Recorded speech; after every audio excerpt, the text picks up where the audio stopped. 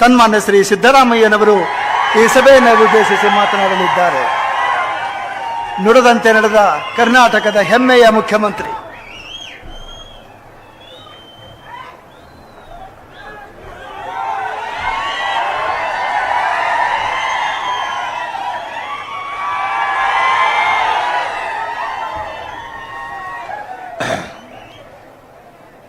ಅಖಿಲ ಭಾರತ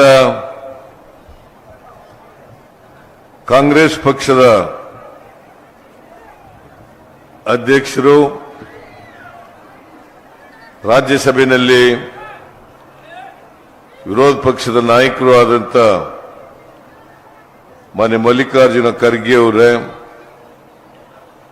ನಿಮ್ಮೆಲ್ಲರ ಜನಪ್ರಿಯ ಶಾಸಕರಾದಂತ BR ಪಾಟೀಲ್ ಅವರೇ,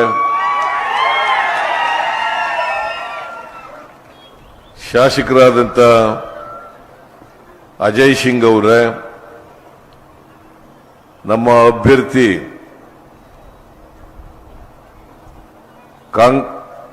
ಸಾಗರ್ ಖಂಡ್ರೆ ಅವರೇ, ವೇದಿಕೆ ಮೇಲಿರ್ತಕ್ಕಂಥ ಎಲ್ಲ ನಮ್ಮ ಕಾಂಗ್ರೆಸ್ಸಿನ ಮುಖಂಡರುಗಳೇ, ಬ್ಲಾಕ್ ಸಮಿತಿಯ ಅಧ್ಯಕ್ಷರುಗಳೇ, ಇಲ್ಲಿ ನೆರೆದಿರ್ತಕ್ಕಂಥ ಆತ್ಮೀಯ ಕಾರ್ಯಕರ್ತ ಬಂಧುಗಳೇ, ತಾಯಂದಿರೇ, ಮತಬಾಂಧವರೇ, ಮಾಧ್ಯಮದ ಎಲ್ಲ ಗೆಳೆಯರೇ, ಸಮಯದ ಅಭಾವ ಇರೋದರಿಂದ ನಾನು ಹೆಚ್ಚು ಹೊತ್ತು ಮಾತಾಡಲಿಕ್ಕೆ ಹೋಗಲ್ಲ. ಈಗಾಗಲೇ ಮಾನ್ಯ ಖಂಡ್ರೆಯವರು, ಈಶ್ವರ್ ಖಂಡ್ರೆಯವರು, BR ಪಾಟೀಲ್ರು ಮತ್ತು AICC ಅಧ್ಯಕ್ಷರು ನಿಮ್ಮನ್ನೆಲ್ಲ ಉದ್ದೇಶಿಸಿ ಭಾಷಣ ಮಾಡಿ ಸಾಗರ್ ಖಂಡ್ರೆ ಅವರಿಗೆ ಆಶೀರ್ವಾದ ಮಾಡಬೇಕು ಈ ಸಾರಿ ಅಂತೇಳಿ ನಿಮ್ಮಲ್ಲಿ ಮನವಿಯನ್ನ ಮಾಡಿದ್ದಾರೆ.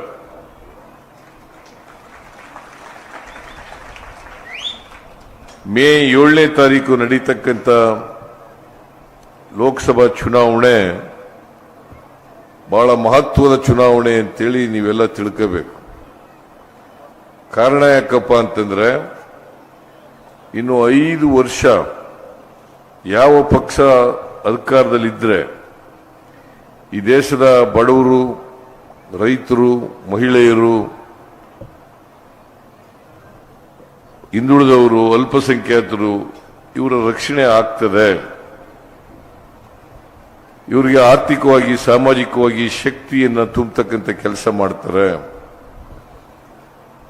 ದೇಶದ ಭವಿಷ್ಯವನ್ನು ರೂಪಿಸ್ತಾರೆ. ಇದನ್ನ ತಾವು ಗಮನದಲ್ಲಿಟ್ಟುಕೊಂಡು ಮತ ಚಲಾಯಿಸಬೇಕು. ಜೊತೆಗೆ ಇವತ್ತು ಸಂವಿಧಾನ ಬಹಳ ಅಪಾಯದಲ್ಲಿದೆ.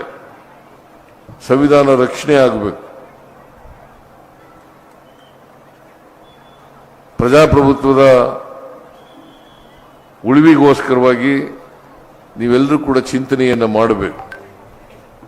ಇವೆರಡೂ ಮಾಡತಕ್ಕಂಥದ್ದು, ದೇಶದ ಭವಿಷ್ಯವನ್ನು ರೂಪಿಸ್ತಕ್ಕಂಥದ್ದು ನಿಮ್ಮ ಕೈಲಿರೋದ್ರಿಂದ ನೀವು ವಿಚಾರ ಮಾಡಿ ಈ ದೇಶದ ಯಾರಿಗೆ ಪಕ್ಷಕ್ಕೆ ಅಧಿಕಾರ ಕೊಟ್ಟರೆ ದೇಶದ ಹಿತ ಕಾಪಾಡ್ತಾರೆ ಅಂತಕ್ಕಂಥದ್ದನ್ನ ತಾವೆಲ್ಲರೂ ಕೂಡ ಆಲೋಚನೆ ಮಾಡಬೇಕು ಅಂತೇಳಿ ನಿಮ್ಮಲ್ಲಿ ಅತ್ಯಂತ ಕಳಕಳಿಯಿಂದ ಪ್ರಾರ್ಥನೆಯನ್ನು ಮಾಡ್ತೇನೆ. ಈಗ ನರೇಂದ್ರ ಮೋದಿಯವರು 10 ವರ್ಷಗಳಿಂದ ಪ್ರಧಾನಮಂತ್ರಿ ಆಗಿದ್ದಾರೆ.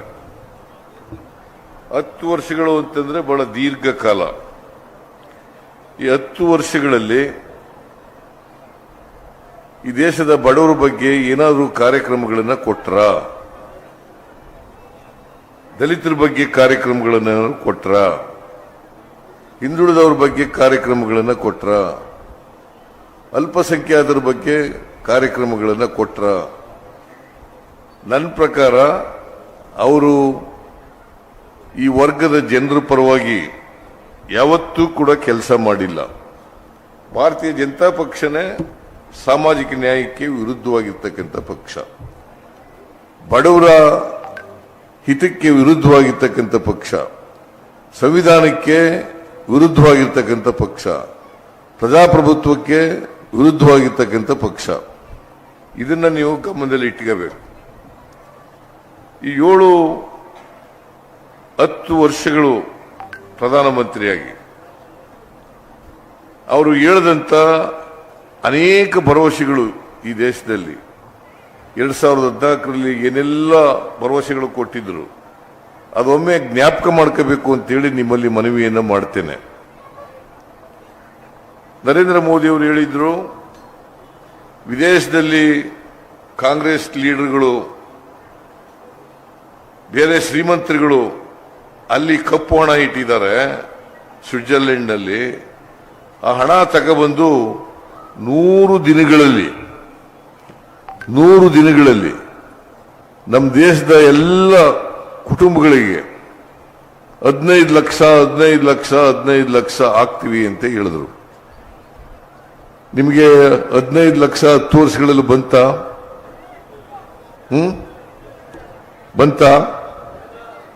ಮತ್ತೆ ನರೇಂದ್ರ ಮೋದಿ ಹೇಳಿದದ್ದು ಸುಳ್ಳ ನಿಜನಾ? ಮತ್ತೆ ಅವರಿಗೆ ವೋಟ್ ಕೇಳಲಿಕ್ಕೆ ನೈತಿಕತೆ ಇದೆಯಾ ಇಲ್ವಾ? ಇಲ್ಲ ಅಲ್ಲ, ನೈತಿಕತೆ ಇಲ್ಲ.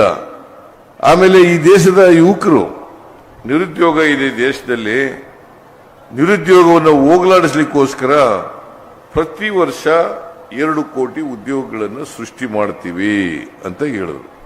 ಮಾಡಿದಾರ? 10 ವರ್ಷದಲ್ಲಿ 20 ಕೋಟಿ ಹುದ್ದೆಗಳನ್ನು ಸೃಷ್ಟಿ ಮಾಡಬೇಕಾಗಿತ್ತು. ಇವರು ಬಂದ ಮೇಲೆ ನಿರುದ್ಯೋಗದ ಸಮಸ್ಯೆ ಇನ್ನೂ ಹೆಚ್ಚಾಯಿತು. ನಿರುದ್ಯೋಗ ಬಗೆಹರಿಲಿಲ್ಲ. ಆಮೇಲೆ ರೈತರ ಆದಾಯವನ್ನ 2 ಪಟ್ಟು ಮಾಡ್ತೀನಿ ಅಂತ ಹೇಳಿದ್ರು. ರೈತರ ಆದಾಯ 2 ಪಟ್ಟು ಜಾಸ್ತಿ ಮಾಡ್ತೀನಿ ಅಂದ್ರೆ 1 ಲಕ್ಷ ರೂಪಾಯಿ ಬರ್ತಾ ಇದ್ರೆ ರೈತರಿಗೆ ಅದನ್ನು 2 ಲಕ್ಷ ಮಾಡ್ತೀನಿ, 2 ಲಕ್ಷ ಬರಾಗ್ ಮಾಡ್ತೀನಿ ಅಂತ ಹೇಳಿದ್ರು. ನಾನು 10 ವರ್ಷದಲ್ಲಿ ಎಷ್ಟು ರೈತರ ಆದಾಯ ಜಾಸ್ತಿ ಆಗಿದೆ ಅಂತ ನೋಡಿದ್ರೆ 1 ರೂಪಾಯಿನೂ ಕೂಡ ಜಾಸ್ತಿ ಆಗಿಲ್ಲ. ಇನ್ನೂ ಕೂಡ ನಷ್ಟ ಆಗಿದೆ. ವ್ಯವಸಾಯ ಮಾಡೋದು ನಷ್ಟ ಆಗಿದೆ. ವ್ಯವಸಾಯಕ್ಕೆ ಖರ್ಚಾಗ್ತಕ್ಕಂಥದ್ದು ಜಾಸ್ತಿ ಆಗಿದೆ. ಹೌದಲ್ಲ? ಹೌದು. ಆಮೇಲೆ ಎಲ್ಲ ಅಗತ್ಯ ವಸ್ತುಗಳ ಬೆಲೆಗಳನ್ನೆಲ್ಲ ಇಳಿಸ್ಬಿಡ್ತೀನಿ. ಬಡವರ ಬದುಕು, ಮಧ್ಯಮ ವರ್ಗದವರ ಬದುಕು ಅವುಗಳನ್ನ ಹಸನು ಮಾಡ್ತೇನೆ ಅಂತಕ್ಕಂಥ ಮಾತುಗಳನ್ನ ಹೇಳಿದರು. ಒಳ್ಳೆಯ ದಿನಗಳು ಬರ್ತವೆ. ಬಿಜೆಪಿ ಅಧಿಕಾರಕ್ಕೆ ಬಂದ್ರೆ ಅಚ್ಚೇ ದಿನ ಈಗ ಅಂತ ಹೇಳಿದ್ರು. ಇವತ್ತು ಪೆಟ್ರೋಲ್ ಬೆಲೆ, ಡೀಸೆಲ್ ಬೆಲೆ, ಗ್ಯಾಸ್ ಬೆಲೆ, ಗೊಬ್ಬರದ ಬೆಲೆ, ಅಡಿಗೆ ಎಣ್ಣೆ ಬೆಲೆ ಜಾಸ್ತಿ ಆಗಿದೆಯಾ ಕಡಿಮೆ ಆಗಿದೆಯಾ? ಇನ್ನೂ ಜಾಸ್ತಿ ಆಗಿದೆ. ಬೆಲೆ ಇಳಿಸ್ತೀವಿ ಅಂತ ಹೇಳಿದವರು ಇವತ್ತಿನವರೆಗೆ ಬೆಲೆ ಇಳಿಸಲಿಕ್ಕೆ ಸಾಧ್ಯ ಆಗಲಿಲ್ಲ. ಪೆಟ್ರೋಲ್ 2014ರಲ್ಲಿ 1 ಲೀಟರ್ಗೆ 70 ರೂಪಾಯಿ ಇತ್ತು, ಇವತ್ತು 105 ರೂಪಾಯಿ.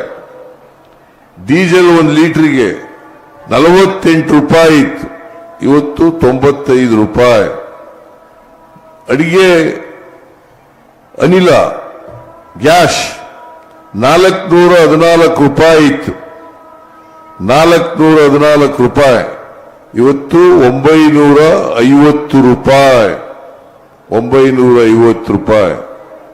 ಇವೆಲ್ಲ ಜಾಸ್ತಿ ಆದವಲ್ಲ ನರೇಂದ್ರ ಮೋದಿ ಅವರೇ. ಇವತ್ತು ನೀವು ನೋಡಿ, ಇಂಟರ್ನ್ಯಾಷನಲ್ ಮಾರುಕಟ್ಟೆನಲ್ಲಿ ಕ್ರೂಡ್ ಆಯಿಲ್ ಬೆಲೆ ಜಾಸ್ತಿ ಆಗ್ಬಿಟ್ಟಿದೆ. ಕ್ರೂಡ್ ಆಯಿಲ್ ಬೆಲೆ ಜಾಸ್ತಿ ಆಗಿದೆ. ಆಗಿದ್ರೆ ಪೆಟ್ರೋಲ್ ಬೆಲೆ, ಡೀಸೆಲ್ ಬೆಲೆ, ಗ್ಯಾಸ್ ಬೆಲೆ ಜಾಸ್ತಿ ಆಗ್ತದೆ. ಆದರೆ ಕ್ರೂಡ್ ಆಯಿಲ್ ಬೆಲೆ ಕಡಿಮೆಯಾಗಿದೆ ಈಗ. ಅಂದಮೇಲೆ ಪೆಟ್ರೋಲು, ಡೀಸೆಲ್, ಗ್ಯಾಸ್ ಬೆಲೆ ಕಡಿಮೆ ಆಗ್ಬೇಕಲ್ಲ. ಇವ್ರು ಹೇಳದಂತ ಯಾವ ಮಾತನ್ನು ಕೂಡ ಈಡೇರಿಸಲಿಕ್ಕೆ ಆಗಿಲ್ಲ.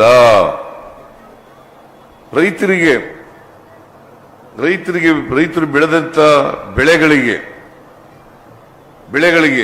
ನ್ಯಾಯಯುತವಾದಂತ ಬೆಲೆ ಕೊಡ್ತೀವಿ. ಸ್ವಾಮಿನಾಥನ್ ವರದಿಯನ್ನ ಜಾರಿಗೆ ಮಾಡ್ತೀವಿ. ಸ್ವಾಮಿನಾಥನ್ ವರದಿ ಜಾರಿಗೆ ಕೊಡ್ತೀವಿ. ಈಗ ನೀವೆಲ್ಲ ನೋಡಿರ್ಬೇಕು, ಪತ್ರಿಕೆಗಳಲ್ಲಿ, ಟಿವಿಗಳಲ್ಲೆಲ್ಲ ನೋಡಿರ್ಬೇಕು. ರೈತರು ಕೆಲವು ತಿಂಗಳುಗಳಿಂದ ಈ ಸರ್ಕಾರದ ವಿರುದ್ಧ ಹೋರಾಟ ಮಾಡ್ತಾ ಇದ್ದಾರೆ.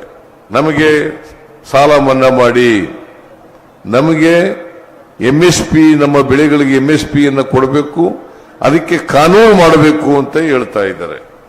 ಮಾಡಿದ್ರ ಇವತ್ತಿನವರಿಗೆ ರೈತರು ಚಳವಳಿ ಮಾಡೋದನ್ನ ನಿಲ್ಲಿಸಿದಾರ. ನೂರಾರು ಜನ ರೈತರು ಸತ್ರು ಹೋರಾಟ ಮಾಡಿ. ಆದರೆ ಇವರು ಯಾವುದಕ್ಕೂ ಕೂಡ ರೈತರ ಬೇಡಿಕೆಗಳನ್ನು ಈಡೇರಿಸತಕ್ಕಂಥ ಪ್ರಯತ್ನವನ್ನ ಮಾಡಲಿಲ್ಲ. ಆಮೇಲೆ ರೂಪಾಯಿ ಮೌಲ್ಯವನ್ನ ಹೆಚ್ಚು ಮಾಡ್ತೀನಿ ಅಂತ ಹೇಳಿದ್ರು, ಡಾಲರ್ ಬೆಲೆಯನ್ನ ಕಡಿಮೆ ಮಾಡ್ತೀನಿ ಅಂತ ಹೇಳಿದ್ರು.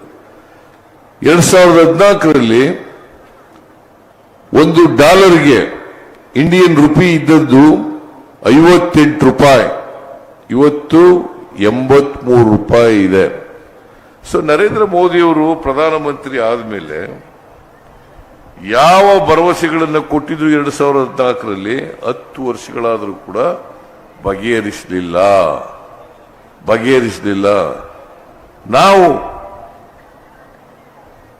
ನಾನು ಹಿಂದೆ ಮುಖ್ಯಮಂತ್ರಿ ಆಗಿರುವಾಗ 2013ರಿಂದ 2018ರವರೆಗೆ 165 ಭರವಸೆಗಳನ್ನು ಕೊಟ್ಟಿದ್ದು.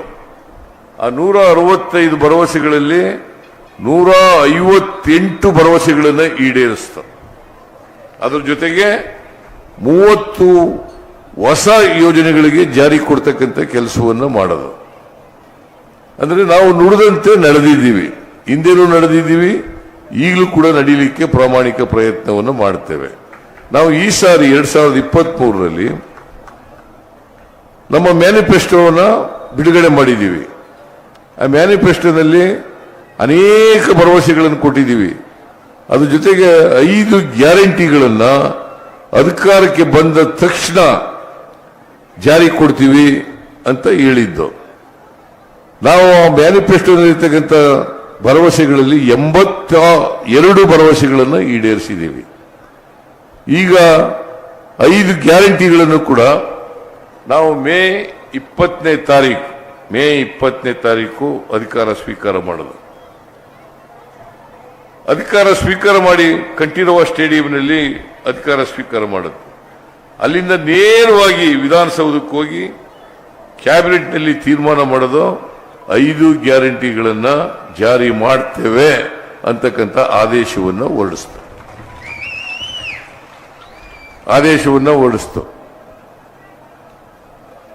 ಜೂನ್ 11ನೇ ತಾರೀಕು ಶಕ್ತಿ ಯೋಜನೆಗೆ ಚಾಲನೆಯನ್ನು ಕೊಟ್ಟು ವಿಧಾನಸೌಧದ ಮುಂಭಾಗದಲ್ಲಿ ಶಕ್ತಿ ಯೋಜನೆಯನ್ನು ಜಾರಿ ಮಾಡತಕ್ಕಂಥ ನಿರ್ಣಯವನ್ನು ಮಾಡಿ ಅವತ್ತು ಚಾಲನೆಯನ್ನು ಕೊಟ್ಟು, ಅವತ್ತಿನಿಂದ ಇವತ್ತಿನವರೆಗೆ 195 ಕೋಟಿ ಮಹಿಳೆಯರು ಉಚಿತವಾಗಿ ಸರ್ಕಾರಿ ಬಸ್ಗಳಲ್ಲಿ ಪ್ರಯಾಣ ಮಾಡಿದ್ದಾರೆ. ಹೌದಾ ಅಲ್ವೇನಮ್ಮ? ಮಾಡಿದ್ದೀರಾ? ಇಲ್ಲ, 195 ಕೋಟಿ. ಅವರು ಆ ದುಡ್ಡೆಲ್ಲ ಇವತ್ತು ಅವ್ರಿಗೆ ಉಳಿತಾಯ ಆಗ್ತಾ ಇದೆ. ಬಸ್ ಕೊಡಬೇಕಾಗಿದ್ದಂಥ ಬಸ್ ಚಾರ್ಜ್ ಅನ್ನ ಉಳಿಸ್ತಕ್ಕಂಥ ಕೆಲಸವನ್ನು ಮಾಡಿದ್ದೀವಿ. ಎರಡನೇದು ಅನ್ನಭಾಗ್ಯ. ಜುಲೈ ತಿಂಗಳಲ್ಲಿ ಅನ್ನಭಾಗ್ಯ ಕಾರ್ಯಕ್ರಮವನ್ನು ಜಾರಿ ಕೊಡ್ತಕ್ಕಂಥ ಕೆಲಸವನ್ನು ಮಾಡಿದವು. ನಾವು ಹಿಂದೆ ಅಧಿಕಾರದಲ್ಲಿದ್ದಾಗ 7 ಕೆಜಿ ಅಕ್ಕಿಯನ್ನ ಫ್ರೀಯಾಗಿ ಕೊಡ್ತಾ ಇದ್ದೆ. 7 ಕೆಜಿ ಅಕ್ಕಿಯನ್ನ ಫ್ರೀಯಾಗಿ ಕೊಡ್ತಾ ಇದ್ದೆ. ಬಿಜೆಪಿ ಅಧಿಕಾರಕ್ಕೆ ಬಂದ ಮೇಲೆ ಕರ್ನಾಟಕದಲ್ಲಿ 7 ಕೆಜಿಯಿಂದ 5 ಕೆಜಿಗೆ ಇಳಿಸಿದ್ರು. 7 ಕೆಜಿಯಿಂದ 5 ಕೆಜಿಗೆ ಇಳಿಸಿದ್ರು. 7 ಕೆಜಿ ಕಡಿಮೆ ಮಾಡಿದ್ರು.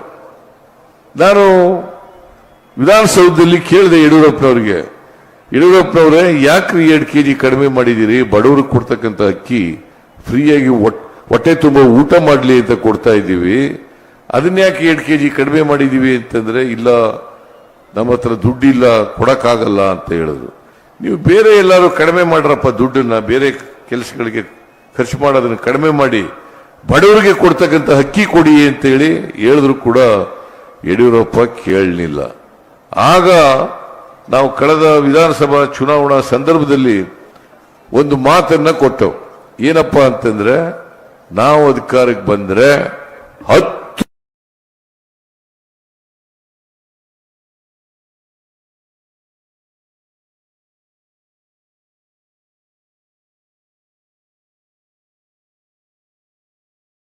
ಆದ್ಮೇಲೆ ಮಾನ್ಯ ಖರ್ಗೆ ಅವರು, ನಾನು, ಜಾರ್ಜ್ ಅವರು, DK ಶಿವಕುಮಾರ್ ಅವರೆಲ್ಲರೂ ಕೂಡ ಇಲ್ಲಿ ಗುಲ್ಬರ್ಗದಲ್ಲಿ ಗೃಹ ಜ್ಯೋತಿ ಕಾರ್ಯಕ್ರಮಕ್ಕೆ ಚಾಲನೆಯನ್ನ ಕೊಟ್ಟ. ಅದು ಜುಲೈ ತಿಂಗಳಲ್ಲೇ ಕೊಟ್ಟಿರ್ತಕ್ಕಂಥದ್ದು. ಅದರ ಮೂಲಕ 200 ಯೂನಿಟ್ ವರೆಗೆ ಯಾರು ವಿದ್ಯುತ್ ಅನ್ನ ಬಳಸ್ತಾರೆ, 200 ಯೂನಿಟ್ ವರೆಗೆ ವಿದ್ಯುತ್ ಅನ್ನ ಬಳಸ್ತಾರೆ, ಅವ್ರು ಯಾರು ಕೂಡ ಬಿಲ್ ಕಟ್ಟಬೇಕಾಗಿಲ್ಲ. ಸರ್ಕಾರನೇ KEBಗೆ ನಾವು ವಿದ್ಯುತ್ ಸಾಮಾನ್ಯ ಜನ ಕಟ್ಟಬೇಕಾಗಿದ್ದು, ಬಡವರು ಕಟ್ಟಬೇಕಾಗಿದ್ದಂತ ಹಣವನ್ನ ಕಟ್ಟಿಕೊಡ್ತೀವಿ ಅಂತೇಳಿ ಮಾಡೋದು. ಈಗ ನಿಮ್ಗೆಲ್ಲ ವಿದ್ಯುತ್ ಸಿಗ್ತಾ ಇದೆಯಿಲ್ಲ, ಫ್ರೀಯಾಗಿ ವಿದ್ಯುತ್ ಸಿಗ್ತಾ ಇದೆ. ಆಮೇಲೆ ಇನ್ನೂ ಬಹಳ ಮುಖ್ಯವಾದಂತ ಕಾರ್ಯಕ್ರಮ ಯಾವ್ದು ಘೋಷಣೆ ಮಾಡೋದು ಜಾರಿ ಕೊಟ್ಟು ಅಂತಂದ್ರೆ, ಗೃಹ ಲಕ್ಷ್ಮಿ ಅಂದ್ರೆ ಒಂದು ಕುಟುಂಬದ ಮನೆ ಯಜಮಾನಿಗೆ ಒಂದು ತಿಂಗಳಿಗೆ 2,000 ರೂಪಾಯಿ, ಇವತ್ತು 1,21,00,000 ಮಹಿಳೆಯರಿಗೆ ತಿಂಗಳಿಗೆ 2,000 ರೂಪಾಯಿ ಕೊಡ್ತಾ ಇದ್ದೀವಿ. ಕೊಡ್ತಾ ಇದೀವೋ ಇಲ್ಲಮ್ಮ? ಕೊಡ್ತಾ ಇದ್ದೀವಿ. ಹಿಂದೆ ಬಿಜೆಪಿ ಸರ್ಕಾರ ಕೊಟ್ಟಿತ್ತಾ? ಬಿಜೆಪಿ ಸರ್ಕಾರ ಯಾವಾಗಲೂ ಕೊಟ್ಟಿದ್ರ ಇದನ್ನ? ಕೊಡ್ಲಿಲ್ಲ. ಆಮೇಲೆ ಯುವ ನಿಧಿ ಅಂತಕ್ಕಂಥ ಗ್ಯಾರಂಟಿ, ಆ ಕಾರ್ಯಕ್ರಮವನ್ನು ಶಿವಮೊಗ್ಗದಲ್ಲಿ ಚಾಲನೆ ಕೊಟ್ಟು, ಅವತ್ತು ಶಿವಮೊಗ್ಗದಲ್ಲಿ ವಿವೇಕಾನಂದರ ಜನ್ಮದಿನ, ಅವತ್ತೇ ಯುವ ನಿಧಿ ಕಾರ್ಯಕ್ರಮವನ್ನು ಜಾರಿ ಕೊಡ್ತಕ್ಕಂಥ ತೀರ್ಮಾನವನ್ನು ಮಾಡೋದು. ಯಾರು 22-23ರಲ್ಲಿ ಪಾಸಾಗಿ ಉದ್ಯೋಗ ಸಿಕ್ಕಿರಲ್ಲ, ನಿರುದ್ಯೋಗಿ ಪದವೀಧರರಿಗೆ 3,000 ರೂಪಾಯಿ, ನಿರುದ್ಯೋಗಿ ಡಿಪ್ಲೊಮಾ ಹೋಲ್ಡರ್ಸ್ಗೆ 1,500 ರೂಪಾಯಿ, ಇದನ್ನು ಕೊಡ್ತಕ್ಕಂಥ ಕೆಲಸವನ್ನು ನಾವು ಮಾಡೋದು. ಇವತ್ತು ನಾವು 5 ಗ್ಯಾರಂಟಿಗಳನ್ನ ಅಧಿಕಾರಕ್ಕೆ ಬಂದ 8 ತಿಂಗಳಲ್ಲಿ ಜಾರಿ ಕೊಟ್ಟಿದ್ದೀವಿ. ಹೌದಲ್ಲ? 5 ಗ್ಯಾರಂಟಿಗಳನ್ನು ಜಾರಿ ಕೊಟ್ಟಿದ್ದೀವೋ ಇಲ್ಲ? ನುಡಿದಂತೆ ನಡೆದಿದ್ದೀವೋ ಇಲ್ಲ? ನುಡಿದಂತೆ ನಡೆದಿದ್ದೀವಿ. ಬಿಜೆಪಿಯವರು ನುಡಿದಂತೆ ನಡೆದಿದ್ದಾರ? ನರೇಂದ್ರ ಮೋದಿಯವರು ನುಡಿದಂತೆ ನಡೆದಿದ್ದಾರ? ಬರೀ ಸುಳ್ಳು ಹೇಳ್ಕೊಂಡು ಇಡೀ ದೇಶದ ಉದ್ದಗಲಕ್ಕೆ ತಿರುಗಾಡ್ತಾರೆ. ನಾವು ಈ ಗ್ಯಾರಂಟಿಗಳನ್ನ ಘೋಷಣೆ ಮಾಡಿದಾಗ ಇದೇ ನರೇಂದ್ರ ಮೋದಿಯವರು ಹೇಳಿದ್ರು, 5 ಗ್ಯಾರಂಟಿಗಳನ್ನ ಜಾರಿ ಮಾಡಕ್ಕಾಗಲ್ಲ ಕಾಂಗ್ರೆಸ್ ಸರ್ಕಾರಕ್ಕೆ, ಒಂದು ವೇಳೆ ಮಾಡಿದ್ರೆ ಕರ್ನಾಟಕ ರಾಜ್ಯ ಆರ್ಥಿಕವಾಗಿ ದಿವಾಳಿ ಆಗ್ಬಿಡ್ತದೆ ಅಂತ ಹೇಳಿದ್ರು. ಇವತ್ತು ದಿವಾಳಿ ಆಗಿದೆಯಾ ಕರ್ನಾಟಕ ರಾಜ್ಯ? ಕರ್ನಾಟಕ ರಾಜ್ಯ ಆರ್ಥಿಕವಾಗಿ ದಿವಾಳಿ ಆಗಿಲ್ಲ. ಆರ್ಥಿಕವಾಗಿ ದಿವಾಳಿ ಆಗಿಲ್ಲ. 36,000 ಕೋಟಿ ರೂಪಾಯಿಗಳನ್ನ 23-24ರಲ್ಲಿ ಖರ್ಚು ಮಾಡಿದ್ದೀವಿ. 24-25ಕ್ಕೆ 52,009 ಕೋಟಿ ರೂಪಾಯಿಗಳನ್ನ 52,009 ಕೋಟಿ ರೂಪಾಯಿಗಳನ್ನ ಇಟ್ಟಿದ್ದೇವೆ. ನಿಮಗೆ ಈ ಸಾರಿ ಬಜೆಟ್ನಲ್ಲಿ 1,20,000 ಕೋಟಿ ರೂಪಾಯಿಗಳನ್ನು ಅಭಿವೃದ್ಧಿಗೋಸ್ಕರ ಇಟ್ಟಿದ್ದೇವೆ. ಯಾಕಂತಂದ್ರೆ ಬಿಜೆಪಿಯವರು ಹೇಳ್ತಾರೆ ಈ ಗ್ಯಾರಂಟಿ ಯೋಜನೆಗಳನ್ನು ಜಾರಿ ಮಾಡಿಬಿಟ್ಟಿದ್ದರಿಂದ ಸರ್ಕಾರದಲ್ಲಿ ದುಡ್ಡಿಲ್ಲ, ಅಭಿವೃದ್ಧಿ ಕೆಲಸಗಳಿಗೆ ಹಣ ಇಲ್ಲ. ನಾನು ಹೇಳ್ತೇನೆ, ನೀವು ಬಜೆಟ್ ಓದಬೇಕು ಒಮ್ಮೆ. ಬಜೆಟ್ನಲ್ಲಿ 52,000 ಕೋಟಿ ರೂಪಾಯಿಗಳು ಗ್ಯಾರಂಟಿ ಯೋಜನೆಗಳಿಗೆ, 68,000 ಕೋಟಿ ರೂಪಾಯಿಗಳು 68,000 ಕೋಟಿ ರೂಪಾಯಿಗಳು ಅಭಿವೃದ್ಧಿಗೆ ಇಟ್ಟಿದ್ದೇವೆ. ಈಗಾಗಲೇ ಖರ್ಗೆ ಅವರು ಕೇಂದ್ರ ಸರ್ಕಾರದ ಏನೇನು ಗ್ಯಾರಂಟಿಗಳು ಕೊಟ್ಟಿದ್ದೀವಿ ಅಂತಕ್ಕಂಥದ್ದು ವಿವರಣೆಯನ್ನು ಕೊಟ್ಟಿದ್ದಾರೆ. ನಾನು ಅದರ ಬಗ್ಗೆ ಮಾತಾಡಕ್ ಹೋಗಲ್ಲ. ಮತ್ತೆ ನಾವು ಅಧಿಕಾರಕ್ಕೆ ಬಂದ್ರೆ, ಕಾಂಗ್ರೆಸ್ ಕೇಂದ್ರದಲ್ಲಿ ಅಧಿಕಾರಕ್ಕೆ ಬಂದ್ರೆ ಸಂಪೂರ್ಣ ರೈತರ ಎಲ್ಲ ಸಾಲವನ್ನು ಕೂಡ ಮನ್ನಾ ಮಾಡ್ತೀವಿ.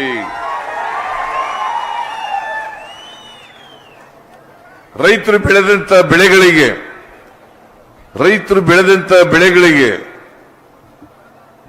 ನ್ಯಾಯಯುತವಾಗಿ ಬೆಲೆ ಕೊಡಲಿಕ್ಕೆ ಎಂಎಸ್ಪಿಗೆ ಕಾನೂನನ್ನ ತಂದು ಕಾನೂನಿನ ಚೌಕಟ್ಟಿನಲ್ಲಿ ತರ್ತಕ್ಕಂಥ ಕೆಲಸವನ್ನ ಮಾಡ್ತೇವೆ ಅಂತ ಹೇಳಿದ್ದಾರೆ. ನರೇಂದ್ರ ಮೋದಿಯವರು ಯಾವತ್ತೂ ಕೂಡ ₹1 ಸಾಲ ಮಾಡಲಿಲ್ಲ, ಸಾಲ ಮನ್ನಾ ಮಾಡಲಿಲ್ಲ. ನಾವು ಮನಮೋಹನ್ ಸಿಂಗ್ ಅವರಿದ್ದಾಗ, ನಿಮ್ಗೆಲ್ಲ ಜ್ಞಾಪಕ ಇರಬೇಕು, ಮನಮೋಹನ್ ಸಿಂಗ್ ಅವರಿದ್ದಾಗ 72,000 ಕೋಟಿ ರೂಪಾಯಿಗಳ ಸಾಲವನ್ನು ಮನ್ನಾ ಮಾಡಿದ್ರು. 72 ಮಾಡಿದೋ ಇಲ್ಲ. ನಾನು ಮುಖ್ಯಮಂತ್ರಿಯಾಗಿರುವಾಗ ಸೊಸೈಟಿಗಳಲ್ಲಿ ಸಾಲ ತಗೊಂಡಿರೋದು, ಬೆಳೆ ಸಾಲ 50,000 ರೂಪಾಯಿವರೆಗೆ 27 ಲಕ್ಷದ ರೈತರಿಗೆ ಸಾಲ ಮನ್ನಾ ಮಾಡಿದ್ರು. 8,165 ಕೋಟಿ ಕರ್ನಾಟಕ ಸರ್ಕಾರ ಸಾಲ ಮಾಡಿತು. ಆದರೆ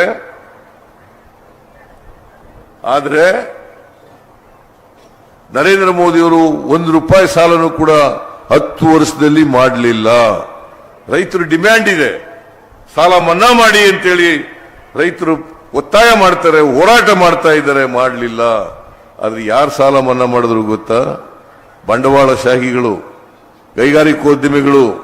ಅವರು ಸಾಲ 16 ಲಕ್ಷ ಕೋಟಿ ಸಾಲವನ್ನ ಮನ್ನಾ ಮಾಡಿದ್ರು. ನೀವು ಹೇಳಿ, ಈಗ ಯಾರ ಪರವಾಗಿದ್ದಾರೆ ಬಿಜೆಪಿ ಸರ್ಕಾರ? ರೈತರ ಪರವಾಗ, ಶ್ರೀಮಂತರ ಪರವಾಗ? ಯಾರ ಪರವಾಗಿ?